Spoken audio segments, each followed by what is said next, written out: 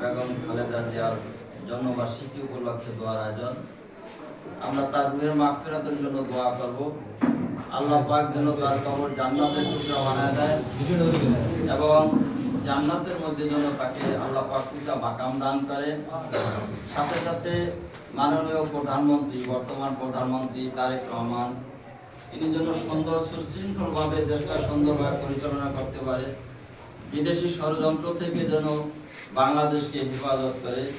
এই জন্য আমরা মাননীয় প্রধানমন্ত্রী তারেক রহমানের জন্য দোয়া করব। সাথে সাথে আমাদের মাননীয় এমপি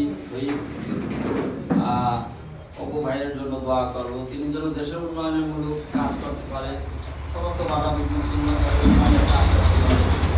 আমাদের মহিলা এমপি আছে, তার জন্য দোয়া করব, তিনি যেন সুন্দরভাবে দেশের উন্নয়নের কাজ করতে পারে। সকলেই আমরা আন্তরিকভাবে দেশের জন্য দোয়া করি। আল্লাহুম্মা ربنا ظلمنا أنفسنا وإن لم تغفر لنا آتنا في الدنيا حسنة وفي الآخرة حسنة وقنا عذاب النار ربنا فاغفر لنا ذنوبنا وكفر عنا سيئاتنا وتوفنا مع الأبرار ربنا آتنا ما وعدتنا على رسلك ولا تخزنا يوم القيامة إنك لا تخلف الميعاد أي الله মহিয়ান করিয়ান সর্বশক্তিমান সর্বদাতা রব্বুল আলামিন, আমরা কতিপয় গুনাহগার বান্দা রব্বুল আলামিন তোমার কালামুল্লাহ শরীফ থেকে কিছু সূরা তেলাওয়াত করেছি।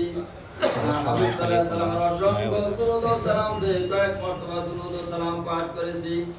রব্বুল আলামিন এর মধ্যে নবী গাউস ইন্তেকাল বরণ করেছে, প্রত্যেকের রূহ মুবারক আর সওয়াব রব্বুল আলামিন খাস করে বেগম খালেদা জিয়ার জন্মবার্ষিকী উপলক্ষে দোয়ার আয়োজন।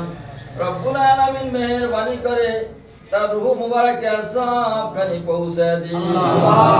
রব্বুল আলামিন তার ছেলে কোকো, তিনি ইন্তেকাল করেছেন, তার রূহ মুবারক আর সওয়াব খানি পৌঁছে ব্যবস্থা করে দিন। রব্বুল আলামিন জান্নাতের মধ্যে উঁচা মাকাম দান করুন। রব্বুল আলামিন বিশেষ করে বর্তমান দেশের প্রধানমন্ত্রী মাননীয় তারেক রহমানের প্রতি তোমার খাস রহমত বরকত নাযিল করুন। রব্বুল আলামিন দেশকে সুন্দরভাবে পরিচালনা করার তৌফিক দান করুন। ইয়া রাব্বাল আলামিন বিদেশি ষড়যন্ত্র